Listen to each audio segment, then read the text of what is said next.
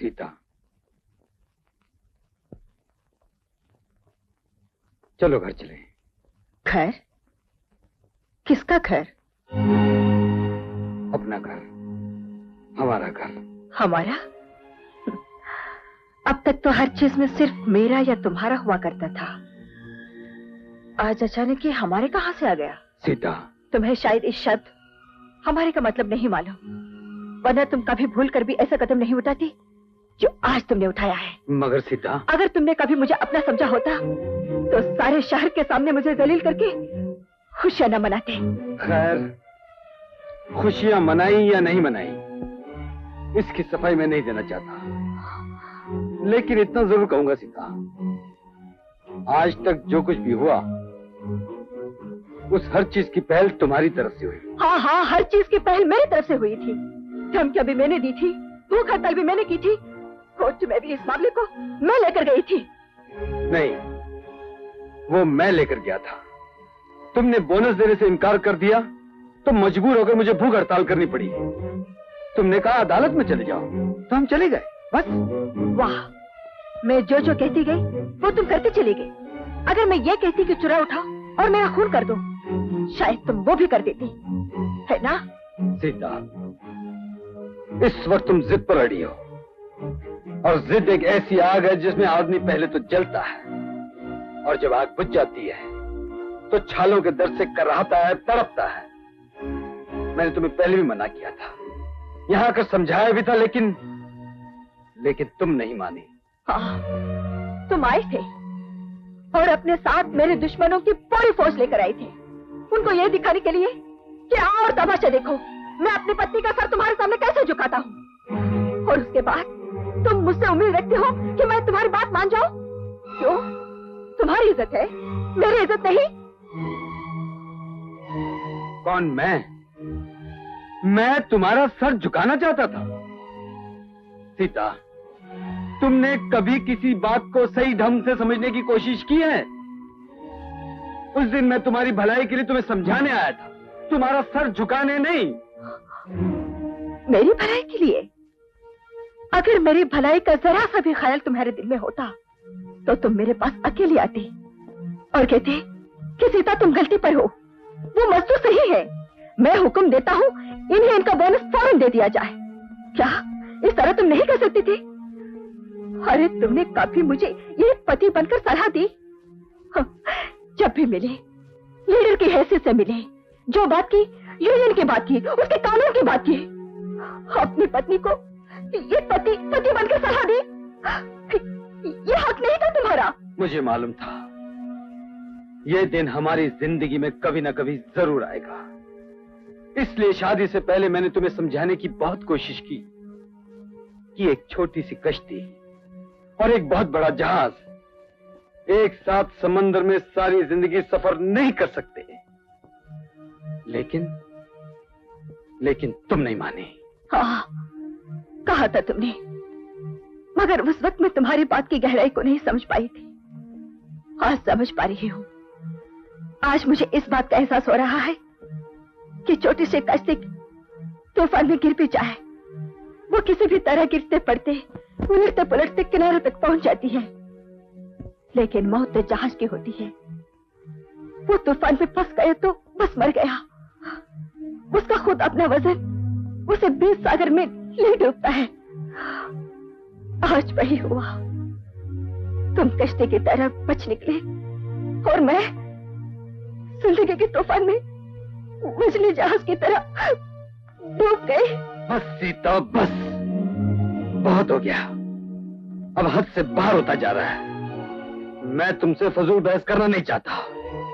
मैं तुमसे पति के नाते पूछता हूँ कि तुम मेरे साथ घर चलती हो या नहीं। मैं भी तुमसे एक पत्नी के नाते कह रही हूँ कि जब तक तुम उन लोगों का साथ नहीं छोड़ोगे, मैं तुम्हारे घर की दहलीज पर कदम नहीं रखूंगी। सीता, बात तुम्हारे और मेरे बीच की है, तुम उन गरीबों को बीच में घड़ी घड़ी घसीट कर क्यों लाती हो?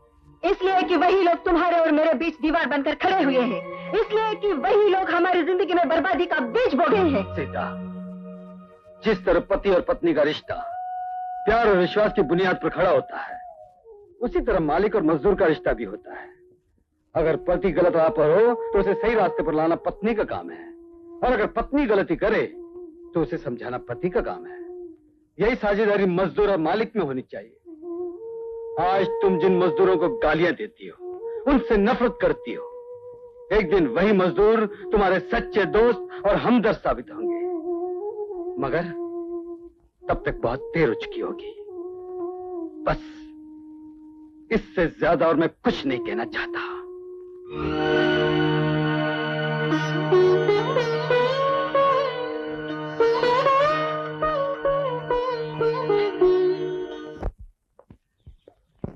मैडम, वो सिर्फ चाहता है कि आप खुद उसे आके मिलें और उसे समझाएं।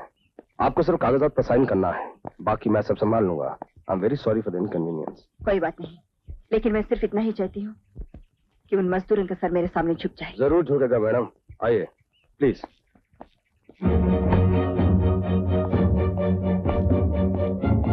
ड्राइवर, गाड़ी चलाओ।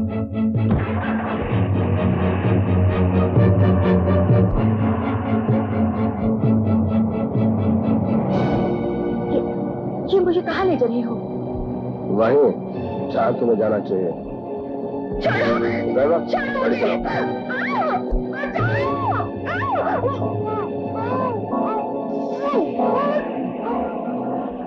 राम भैया, राम भैया। क्या हुआ? वो बदमाश रवि सीता देवी को जबरदस्ती उठा कर ले गया।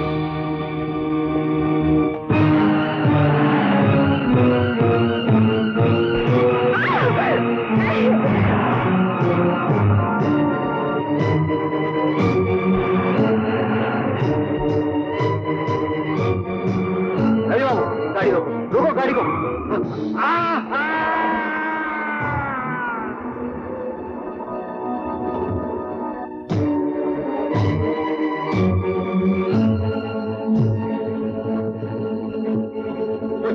ये सब कैसे हुआ? वो बदमाश सीता देवी को उठा कर ले गया।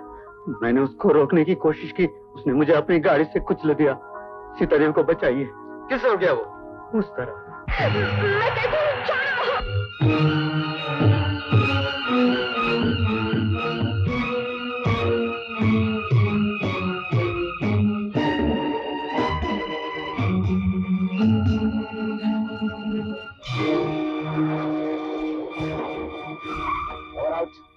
Out!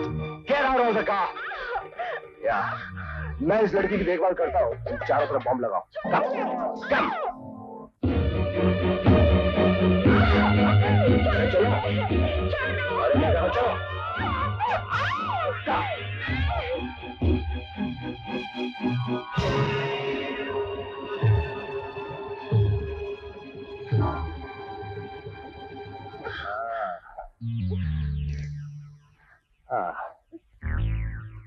साइन करो यहाँ पर। नहीं, जलील, नीच, मैं तुझे जिंदगी भर नहीं पहचान सकी।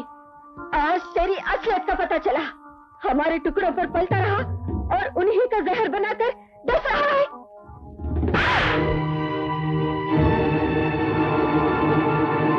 इस दुनिया में हर इंसान को उसके काम का अंजाम मिलता है।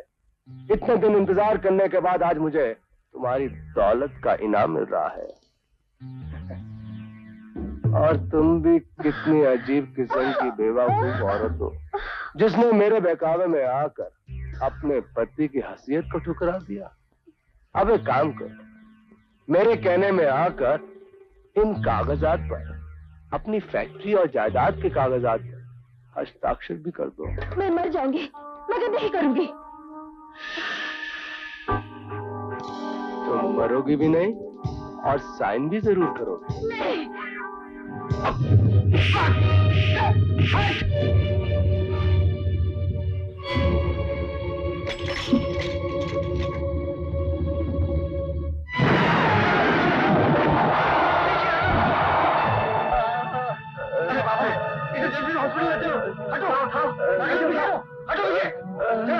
हटो पीछे भाई।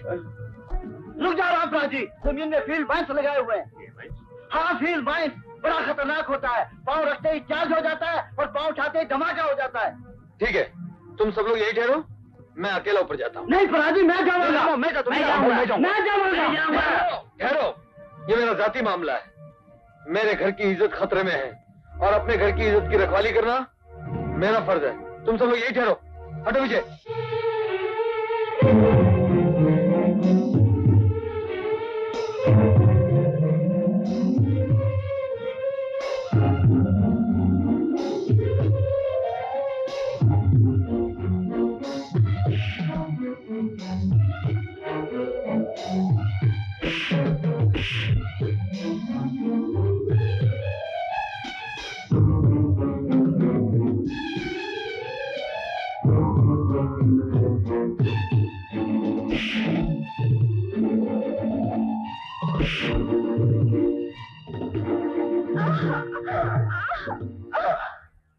साला बुढ़ा, देखा, वो मेरा बाप था। जब मैं उसका ये हाल कर सकता हूँ, तुम्हारा क्या हाल करूंगा, ये अच्छी तरह से सोच लो। चलो अब चुपचाप यहाँ पे साइन कर दो। नहीं, नहीं करूंगी। नहीं करेगी? नहीं।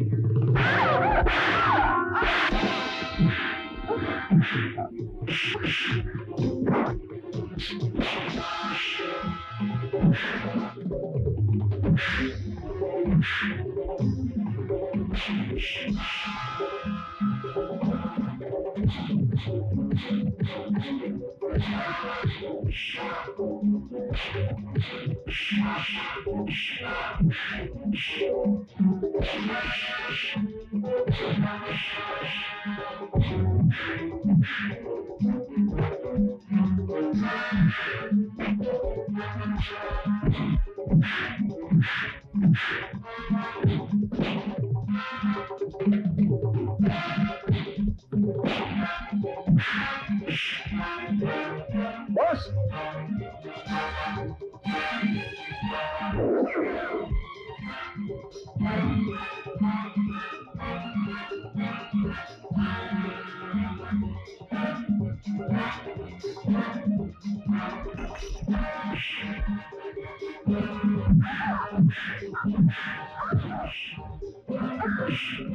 चलो सीता।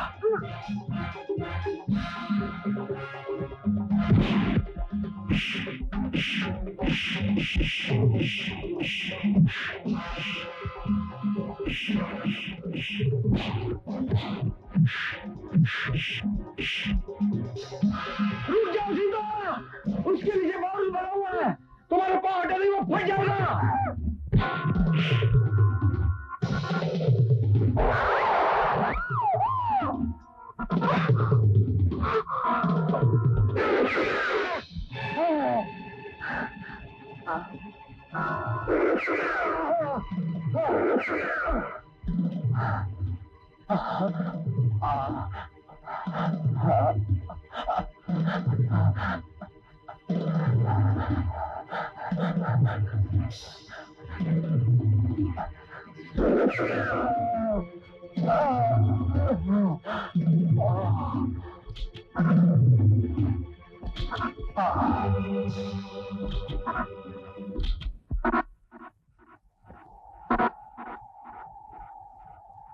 अपना पैर निकालो।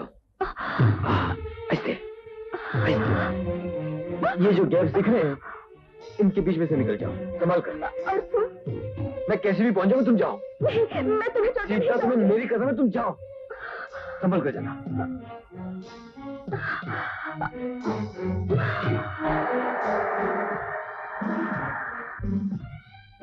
मेरे सब आगे मत चाहिए, वहाँ फील्ड मैच लगाए हुए। भाई रुक जाओ, मैं आता हूँ।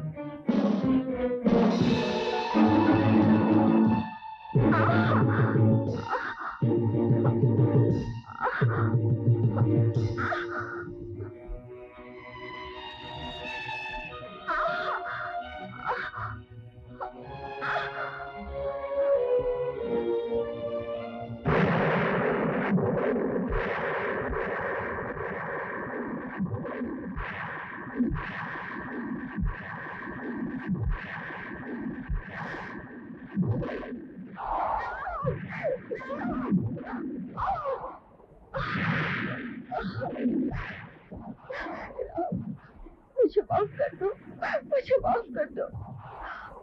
इसमें माफी मांगने की क्या बात है सीता? तुम अपने दिल से गलतफहमी दूर कर दो तुम हमेशा कहती थी ना कि मजदूर खूनी होते हैं, मालिकों का खून करते हैं। आज 2 मजदूरों ने अपनी जान पर खेलकर तुम्हारी जान बचाने की कोशिश की। हमें उनकी कुर्बानी से ये सबक सीखना चाहिए कि मालिक और मजदूर के बीच में हमेशा प्यार का रिश्ता होना चाहिए। अंकल,